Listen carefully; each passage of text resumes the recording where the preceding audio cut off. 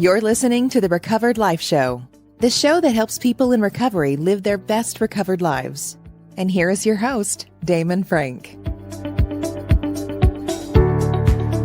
And welcome back to the Recovered Life Show. I'm pleased to welcome my guest, Widline Pierre, a mental health therapist and owner of Living Soul. How you doing, Widline? Good. I'm doing good. How are you? I am doing great. I'm so glad to have you on the show. This is your first time on the Recovered Life Show. And Yes. We have an interesting topic today. And it's really about relationships, really understanding how to be self-supporting in healthy relationships. And I know, Woodland, a lot of times, people come into recovery, they are thinking, they've been recovered for a little bit, maybe a year, they've been in recovery 2 years. They start to have relationships and they want to have different type of relationships that they had when they were in active addiction. So I'm so glad to have you on. I know as a trained therapist, you've dealt a lot with people with addiction recovery and relationships. Can we dive into it here real quick? Healthy relationships. That's kind of like, let's define that a little bit and talk about interdependence and interdependence and kind of the difference between the two. Mm-hmm. So definitely. And thank you for having me again. And hello to all your listeners and to all your fans. So this is a very great topic. Healthy relationship. Healthy relationship can look differently for everyone. However, for us, in regard to mental health, in regard to positivity and mindfulness, healthy relationship, because we believe that behaviors are learned. So a healthy relationship will look whereas it could be less stressor. It could be where I'm not so dependent on my partner, or I'm not becoming enable or a burden in that relationship. Healthy relationship can be, where you are feeling like there's different ways people describe healthy relationship, but healthy relationship is something where it looks for you how you want to have it look like. So, because I could be like, and as long as not disturbing, where it's not disturbing my peace, or it's not bringing me stress, where to cause me to have anxiety, depression, all different factors, different life factors, then that could be a healthy relationship. But I love that. If the relationship is causing me to be unhealthy, then it's not healthy. That is so important, I think, because in recovery, people want to stay in recovery. They don't want to go out, right? And so a lot of people maybe have tried for years to get sober. They're finally sober. They're finally sober. They're doing it. And now they're at a point where they get into relationships. And I've seen this time and time again, Woodland, that like people get in relationships, they go out. It's like money, dating, right? Even friendships, relationships that are friendships, they get into them. And that is really the trigger to go out. And I think you talked about learned, Yes. a lot of these are learned. And can we talk about that model? Because I found that a lot of people didn't really have a good model of what a good, healthy relationship, especially a romantic relationship, was like. And now they're in recovery and saying, you know what, I want to do this. I want to try this. But they just didn't really ever had a really good model about what is actually good and not good. Right. So like for instance, to go back to what I mentioned, right? So you can have someone, to them, if the mother never say anything, never stand for herself in the relationship or whatever marriage or the relationship, then to them it's like, okay, I don't need to stand up for myself because that's what I'm used to. And to them, that's healthy because then I don't have a voice. I don't have to speak up. I just let the men be the men and run everything. And then me just be the female and just lay back and be quiet. So to them, it's like a healthy relationship. And it, like you said, it could be, vice versa with, just two friends being friend. A lot of time I hear people say, well, I don't need to go into therapy because I talk to my friend and my friend is my therapist. But then if you causing your friend to be burnt out and be stressed because you giving them your problem, then that relationship is not healthy. So go back to your question. A lot of time in recovery, they do know they want something different, but a lot of the time it's the fear because they're letting go of something they're so used to. And a lot of time when you have people in recovery, whatever they were dealing with become their partner. So it could be alcohol, it could be the drug. So that's my partner because that's what I rely on. And that's my way of escaping. So then now when they're in recovery, they don't have that. So then now when they get into a relationship in the human side, it can be very intriguing, very scary, and the fear of trying to now deal with somebody when I'm sober is totally two different things. And Yeah, so absolutely. you get whereas they depend on that person constantly, and so they're not able to function on their own, or they're not able to think or do things without having that person validation. You And know, that's what. I think one of the things too is just to say, like, when we were talking about the modeling, we were talking about kind of where you come from, Mhm, right? So mhm, I find that a lot of people, and this is just from being a viewer or like working with people in 12 steps, or, I do accountability coaching, especially with guys. And what mhm. I find is a lot of the times is that not only do they not even know what they want, they don't even have a model about what they want, right? They feel very comfortable sometimes with abusive relationships, right? Because many people who are in recovery come from alcoholic homes, and we know that there's usually a codependent in there. There is an active alcoholic in there. So dysfunction becomes that is love, right? Because that's how they were shown love Right. when they were a child, right? And so you see that, especially in 12-step groups a lot, you see people attracting exactly what they don't want, right? And Correct. pursuing exactly what they don't want. Yes. How do you break that? How do you start to break the cycle of that? Because what I see is there's an awareness, especially with working with guys, right? There's awareness. Mhm. They've never asked themselves that, like, for example, I had someone I worked with at one point was like, well, I need things to be serene. I need people around me to be sober. I need kind of really positive people. But everyone that this person was dating was the absolute opposite. A lot of chaos, a lot of drinking. How do you start to break that cycle and start to realize, hey, something's wrong? I want to break this. Right. So I used to do a lot of imago therapy, and imago therapy is not something that a lot of colleague of mine or people use a lot.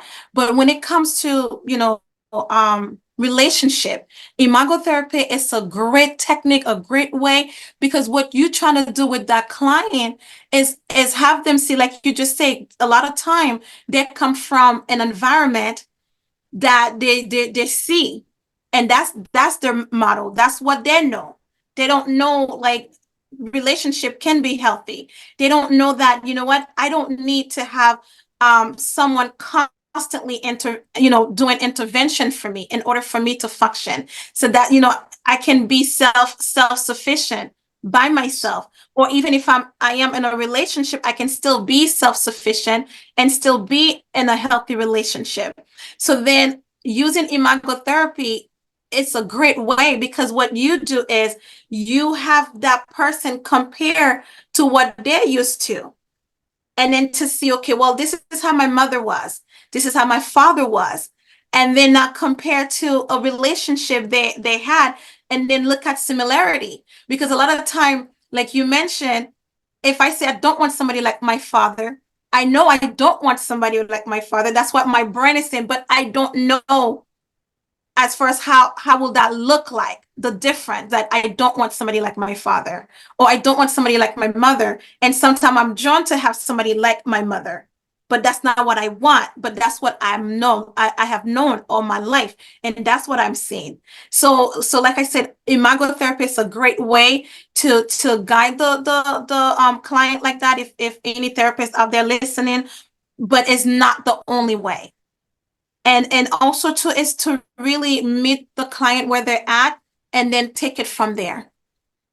Meet them where Yeah. they're at, and see, okay, and they could be in a family where they're seeing a healthy relationship, but then going out there and then going through recovery, you know, they attract to that person, because then they also, again, I'm saying fear again. If I'm not used to something, right, and you come to me, you're not going to relate. So sometimes they're looking for somebody like themselves who have gone through recovery and they can relate to. But sometimes that's not always the right choice or the healthy choice. Yeah, I love how you talk about dependence, interdependence, and kind of how you explain that, because it explains a lot of things that you see in recovery. One of the things that you see a lot are people who are in relationships when they come into recovery, and they have attracted somebody who is clearly codependent. Not to diagnose it, but they're just codependent, right? Right, right. They're addicted to a substance. Their partner is addicted to saving them. And then once the person becomes more healthy, starts making choices on their own, stands up and says, okay, I'm going to change my life. I'm going to get sober. I'm going to do the work. The the self-awareness starts to kick in. And, as we know, self-awareness grows. That person becomes usually quite resentful that the person is sober, that the person is actually moving forward in their life. And it becomes very confusing to the person in recovery, because they don't understand, well, this is what the person wanted. And now that I am this, it seems that we don't have as good of a relationship. Right. Like I said, we always trying to find somebody to understand what we're going through. And a lot of time we fit into each other. So then therefore not having that is it's an issue. And then when you come to interdependence, see, you get the personality.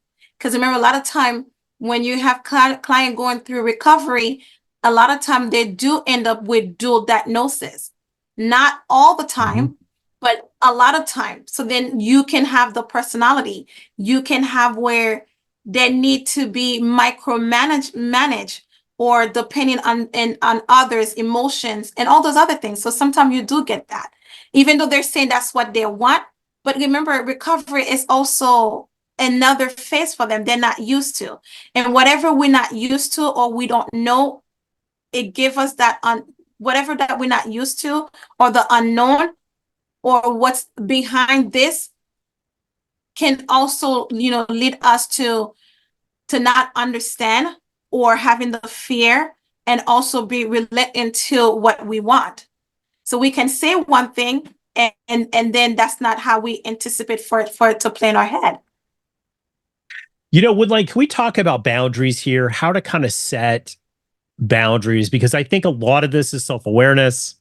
Yes. The longer that you're sober, it kind of comes to you, hey, that something's not right here regarding these relationships, right? And I think it's a constant. I find that you have to kind of constantly tinker with it and improve it a bit. It's kind of like a car in a way, an old car that you're working on. Right. Because I found now, 30 years into recovery, I had a couple aha moments during the pandemic, at the beginning of the pandemic, to say, you know what, some of the friends that I had in my life, I was giving a lot to, but not really getting anything back. And I found that, I was in a role of like, maybe the boundaries weren't as good as they should have been with me, right? Like I maybe did too much. And I have a tendency to do that. I overplay a little bit too much. How do you start to kind of reevaluate if your boundaries are good? Because I find that this is a huge issue for people in recovery. They either don't have really good boundaries, and especially they pick and attract people who have terrible boundaries. How do you kind of reset that and start to try to get some healthy boundaries in your life with people? One way, there are many ways you can work with a client, or there are many ways you can teach someone in regard to healthy boundaries.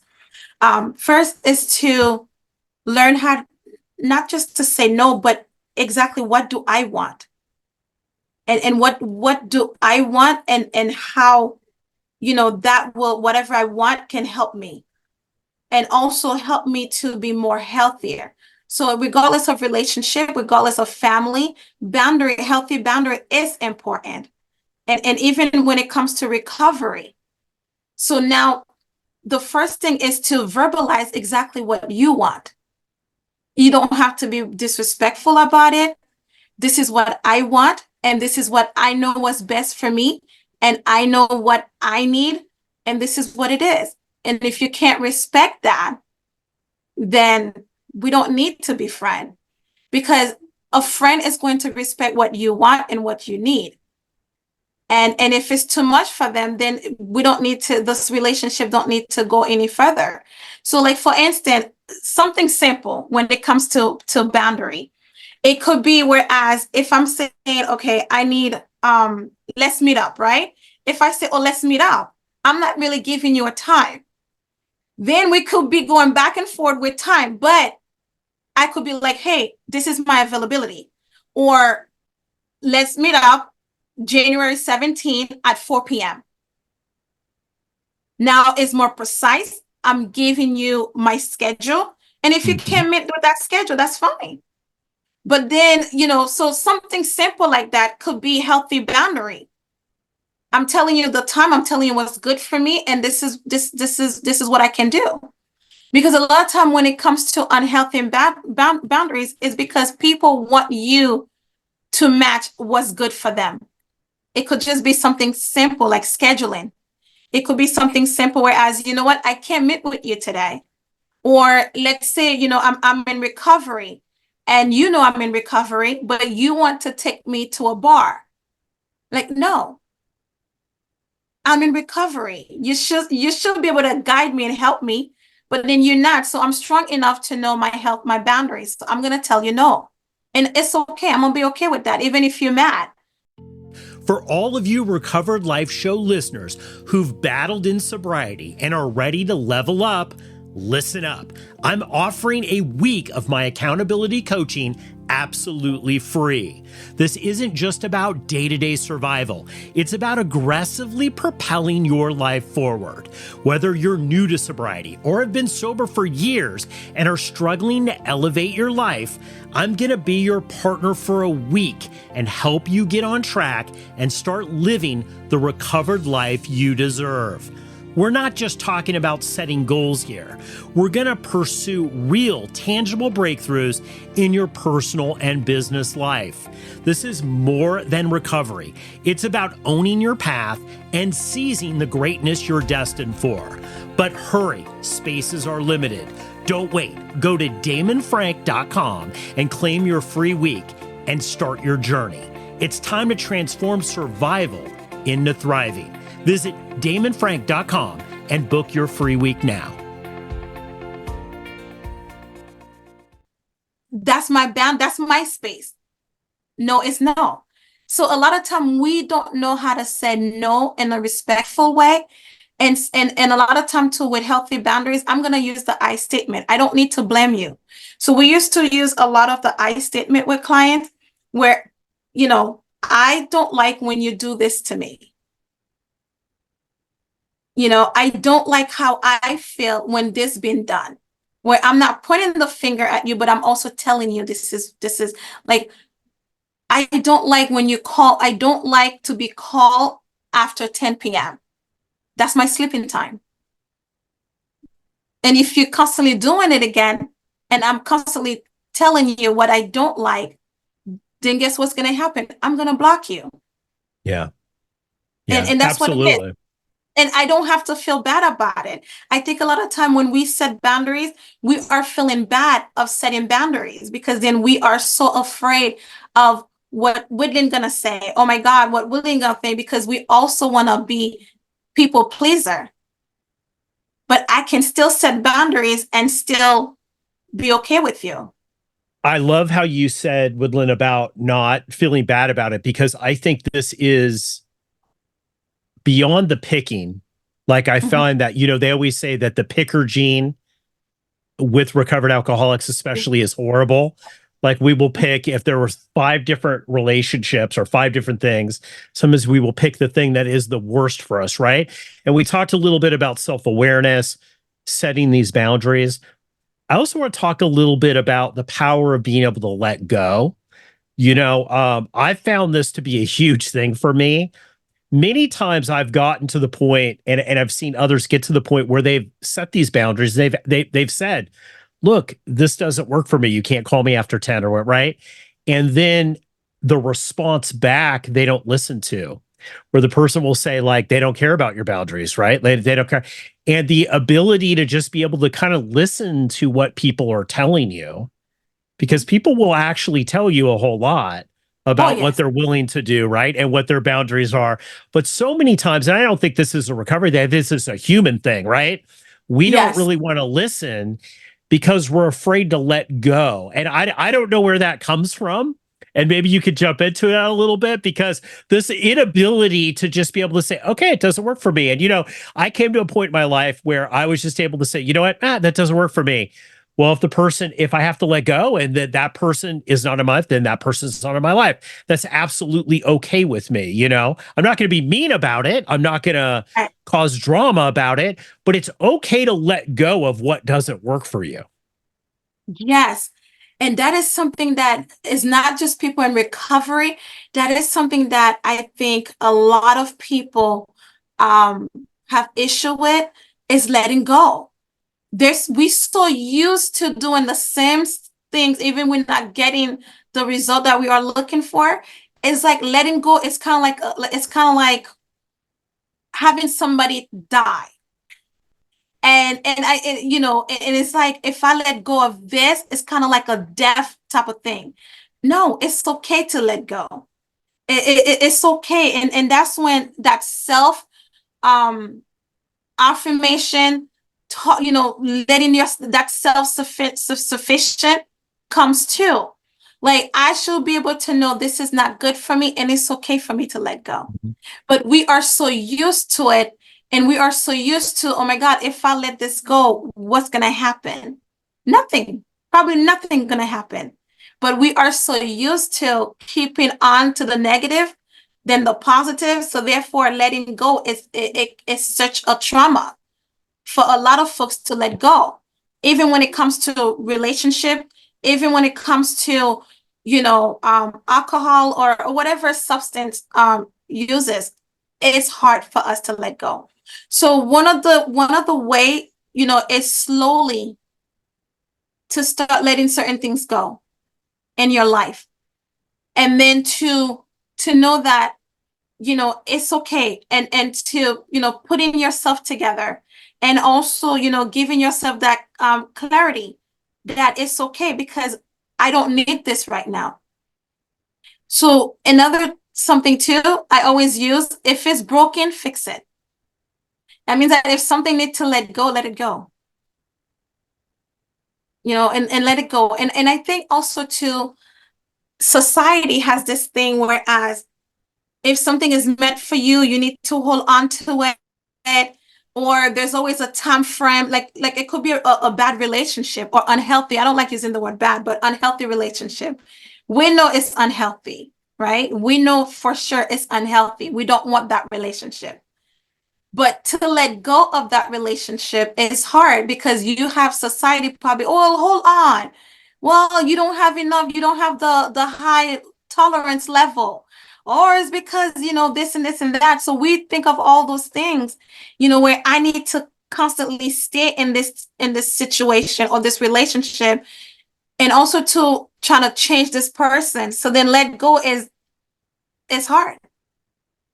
It is. And I think society, like you're telling us, society is like, well, figure it out, work it out. Also, Figure it out, right. And I think it's even beyond that. Like you said, probably nothing will happen. And I found there usually is no ramifications from letting go of things that don't work for you.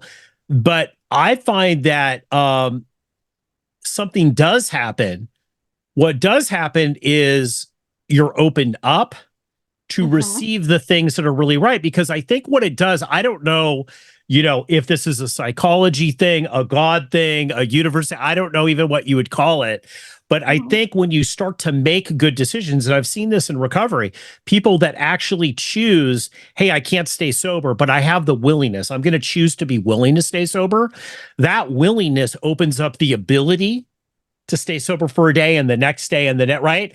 And it's the same thing, I think, with making good choices in your life, is that using that same muscle, when you're able to say, hey, this doesn't work for me, and I'm willing to let go of this, it opens up the ability to be able to get new things in your life that are going to work for you.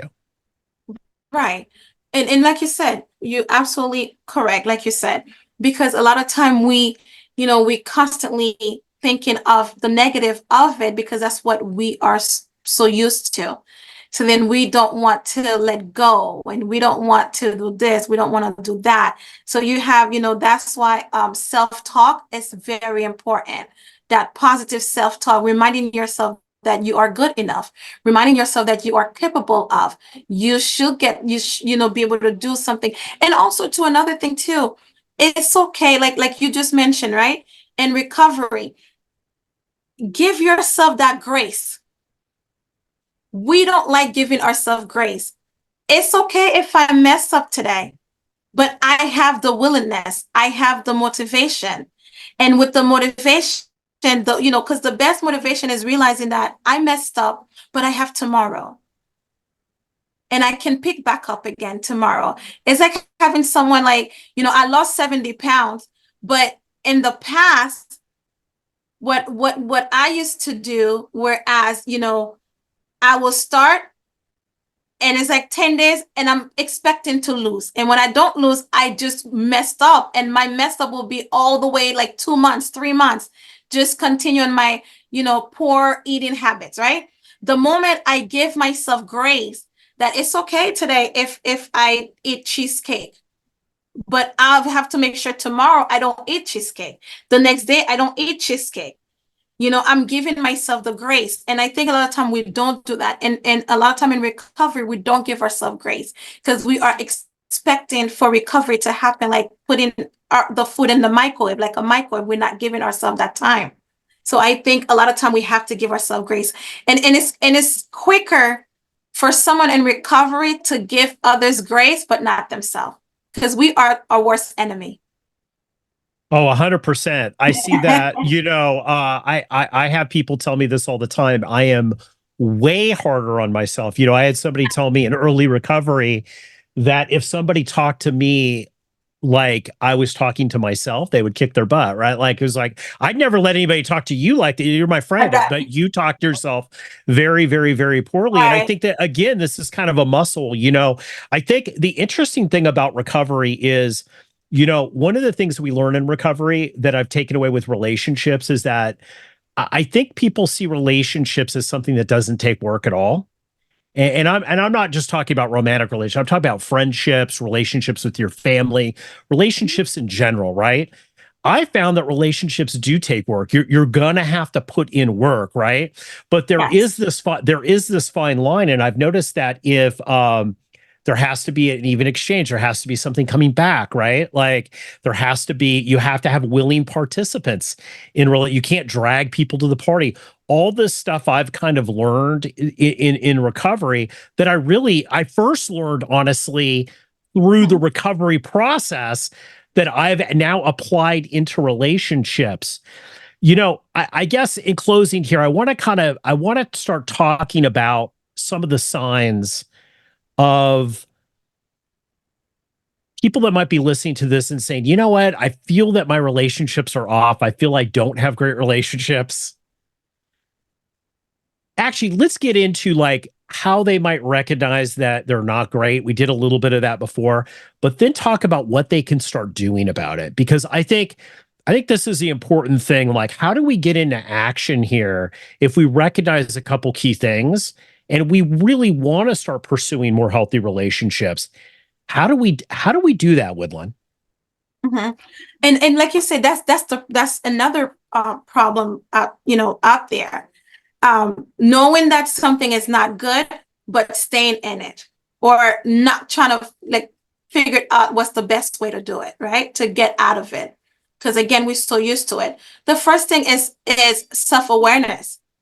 The fact that you're aware that this is not healthy for you, that is good enough, right? Because I'm now saying this is not healthy for me. This is not good for me, right? But a lot of time we stay in relationship not because of us, but because of the other. Well, he was there for me, or that loyalty. A lot of time we are so loyal to others and not to ourselves.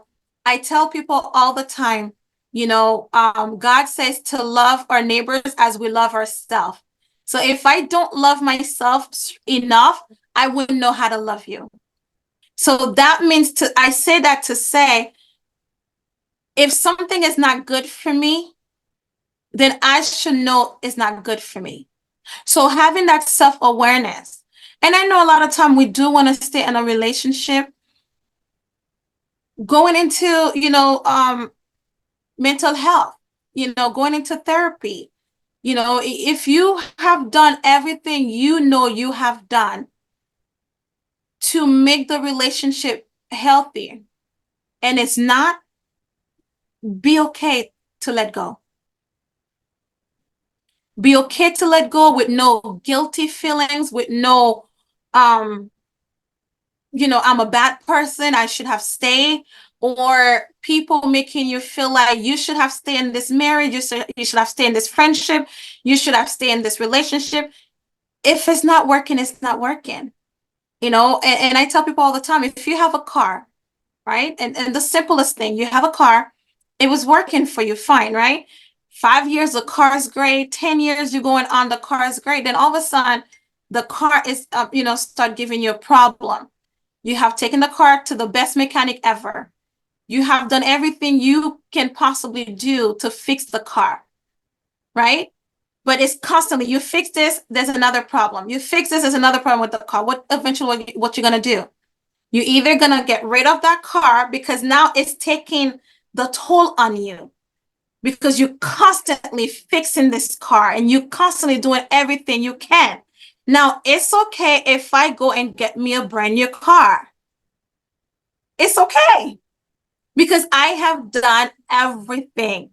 And another thing too, when people are in relationship, people feel like you should have changed.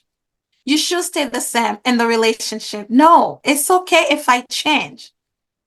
As long I'm not changing for the worse, it's okay. I'm supposed to change. I can't be the same Widline you have met 5 years ago. Then that means there's no growth. So a lot of time when we are changing in the relationship, sometimes the way the message or the way it's looking for this person, if they don't understand that change, is like it's a bad thing. It's unhealthy. And then now we fall for it and we just fall into it. So first, self-awareness that this is not working. I have done everything to fix that car. It's not working. It's okay to move on to another car.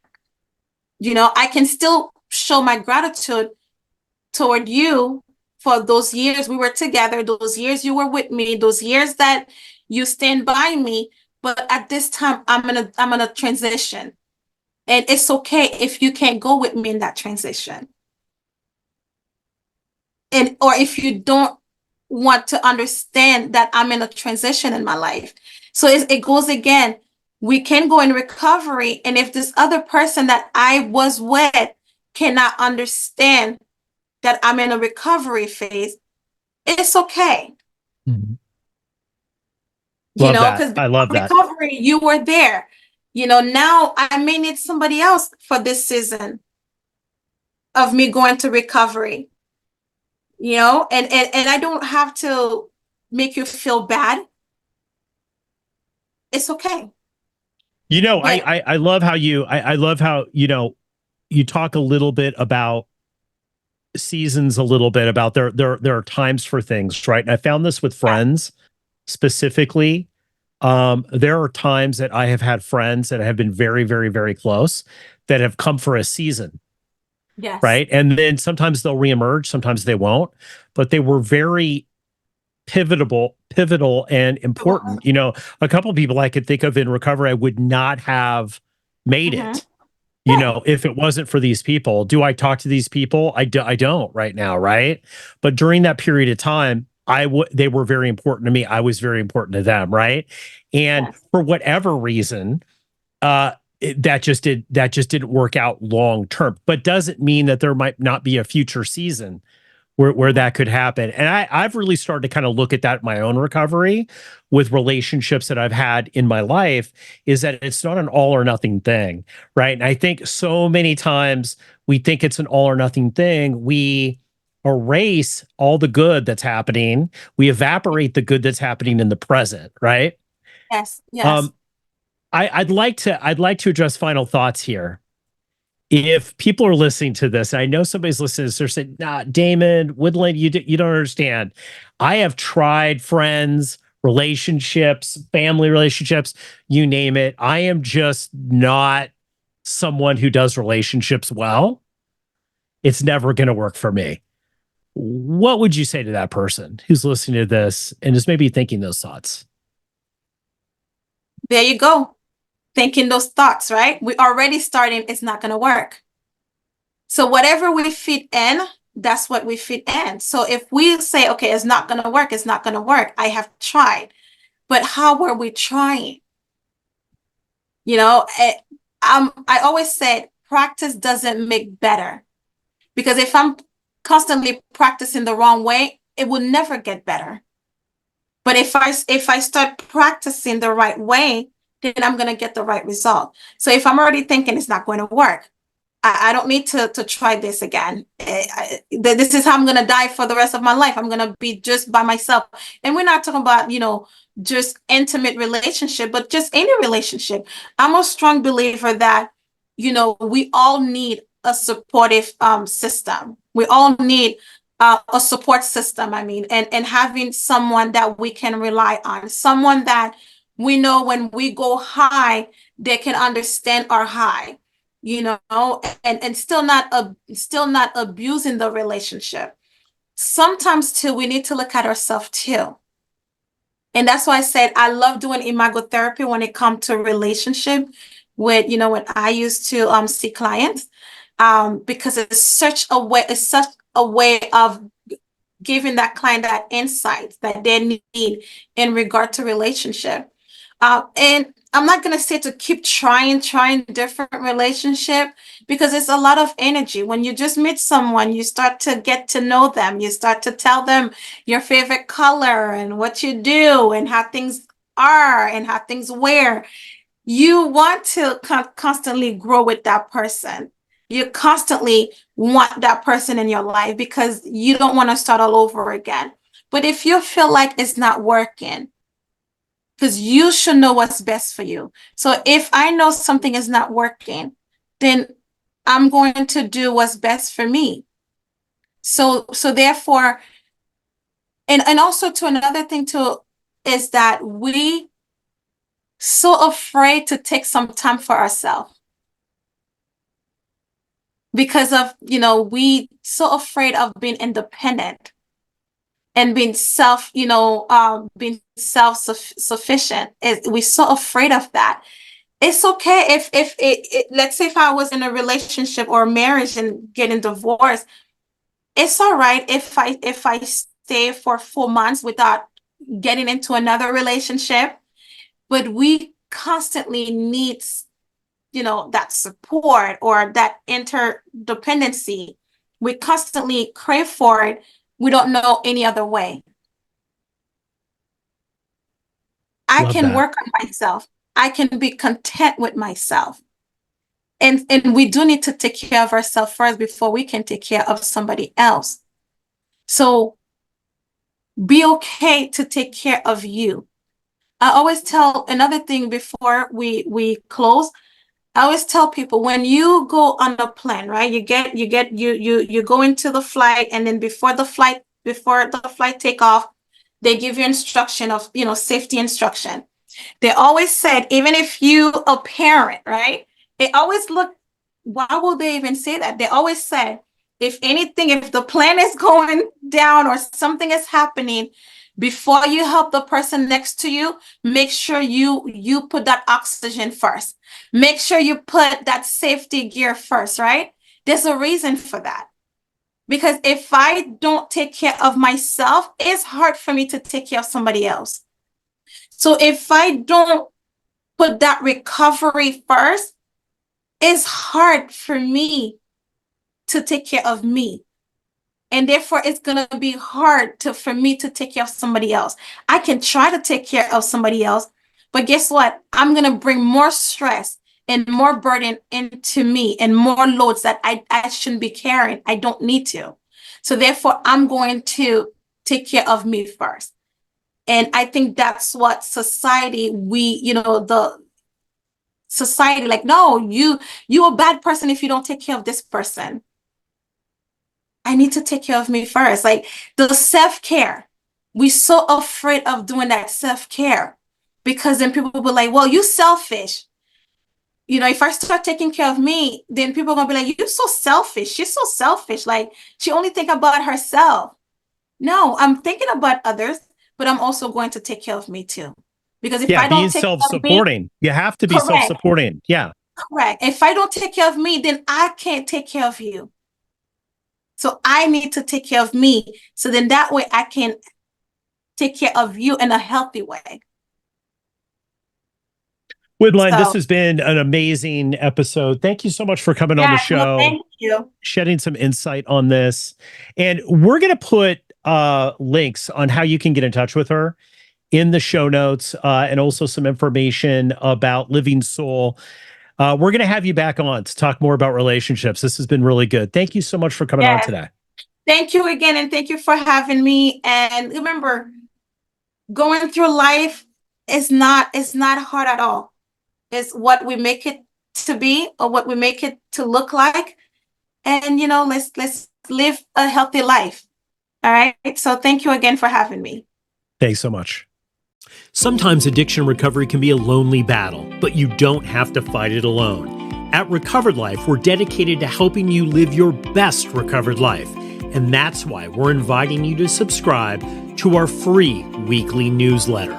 Every week, we carefully curate exclusive content from leading minds in addiction recovery, mental health, and all things important to the recovery lifestyle. Stay in the know with the latest news about addiction and get exclusive invitations to special recovery-focused events and explore insights tailored to support recovery from alcoholism, drug addiction, codependency, disordered eating, dysfunctional family dynamics, gambling, and so much more. With our newsletter, each week becomes an opportunity for growth, healing, and taking a step closer to the life you deserve. Take your first step towards a brighter future today. Go to recoveredlife.us and subscribe for free. Sign up now at recoveredlife.us.